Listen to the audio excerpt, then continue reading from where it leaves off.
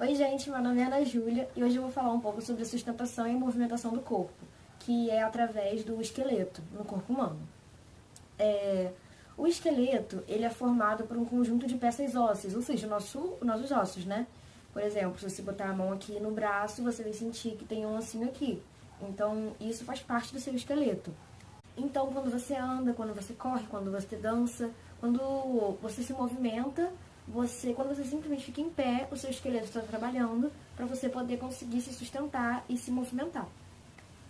Além disso, o esqueleto também atua como reserva de cálcio. Por isso, por exemplo, falam, tem que tomar muito leite, porque dá cálcio para os ossos, para você crescer e tal. E também é o local onde são formadas as células do sangue, na coluna vertebral. O esqueleto humano ele é constituído por diversos ossos, e no adulto, por exemplo, há 206 ossos. E além desses ossos, tem outras estruturas associadas, como as cartilagens, os tendões e os ligamentos.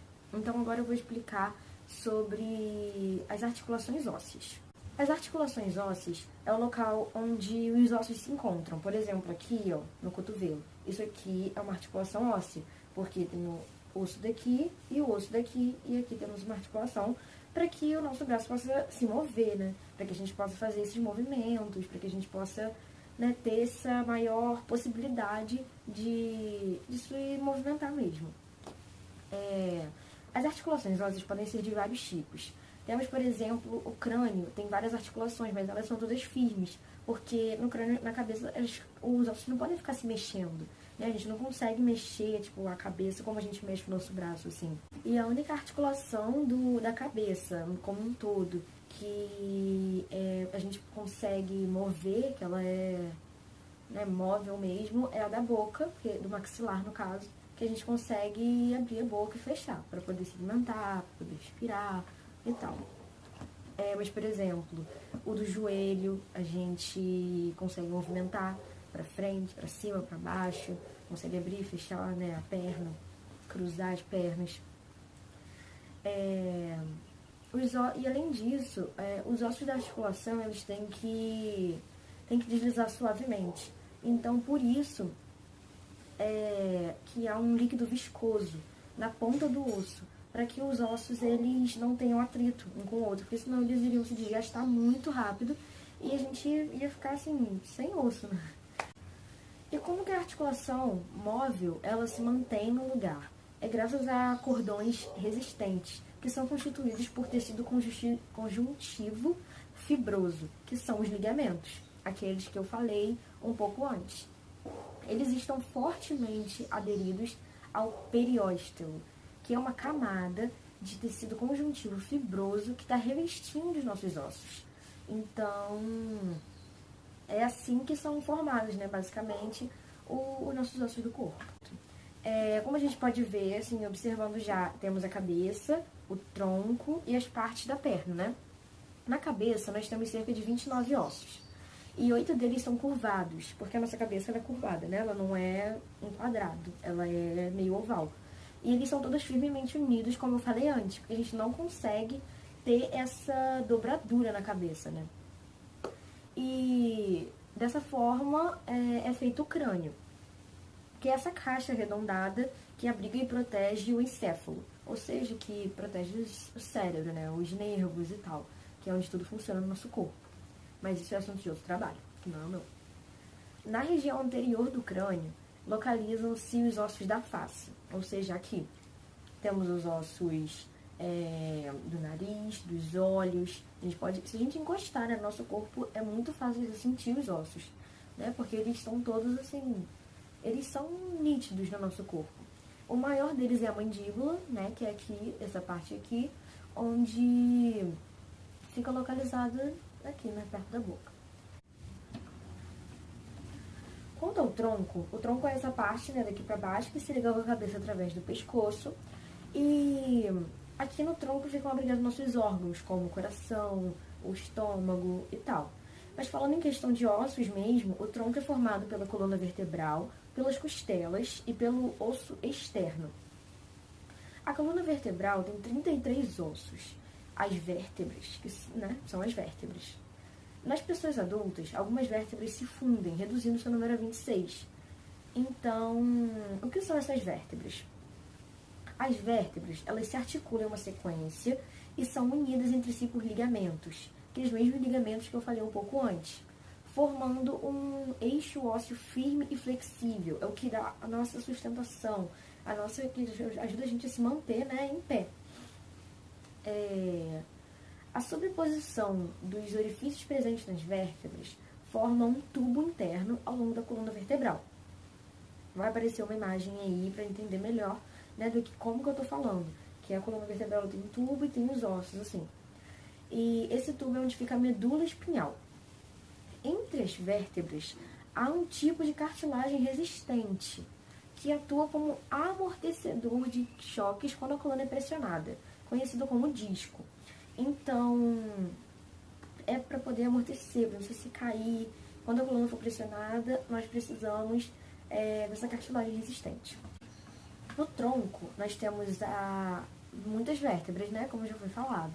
E as 7 primeiras vértebras da coluna são chamadas vértebras cervicais.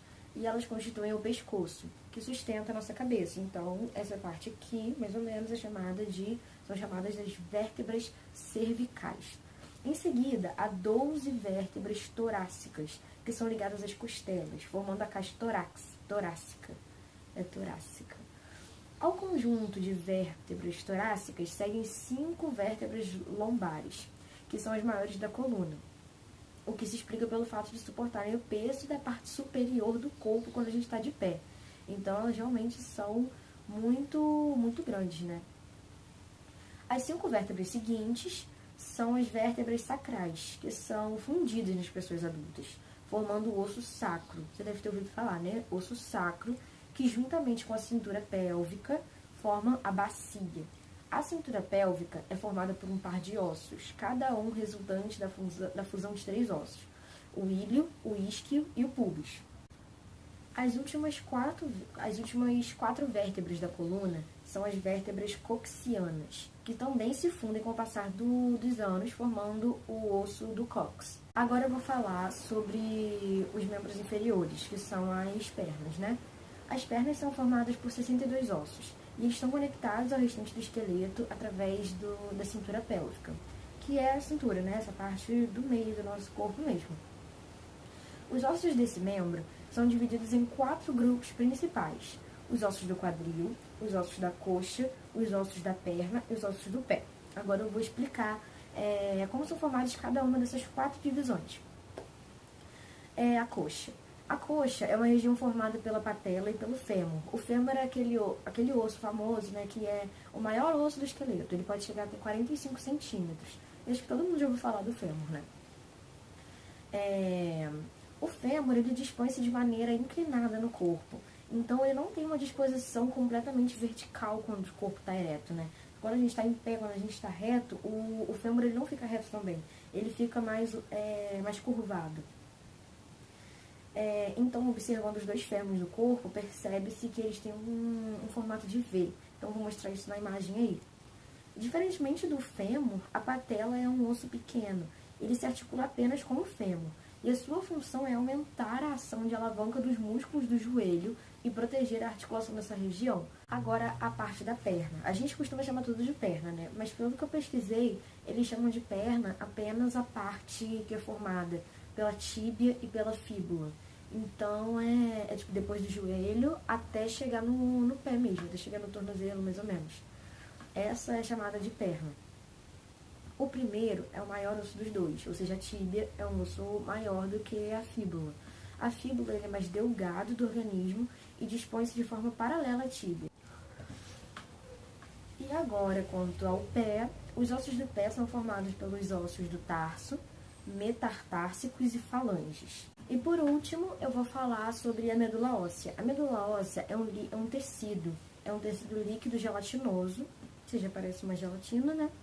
Que ocupa o interior dos ossos, conhecida popularmente por tutano. Nessa medula óssea, são produzidos os componentes do sangue, ou seja, as hemácias, que são também conhecidos como glóbulos vermelhos, os leucócitos, que são os glóbulos brancos, e as plaquetas. Essa formação, né, dos componentes do sangue é conhecido como hematopoiese. Então, você já deve ter escutado falar sobre transplante de medula óssea, porque é muito importante mesmo essa medula óssea para o ser humano, né? Na verdade é vital. Enfim, esse foi o meu trabalho. Eu espero que vocês tenham gostado, né, da minha explicação. E o esqueleto não é difícil de entender, porque ele é fácil de visualizar no seu corpo. E as funções dele é equilíbrio, as coisas que eu já falei, né?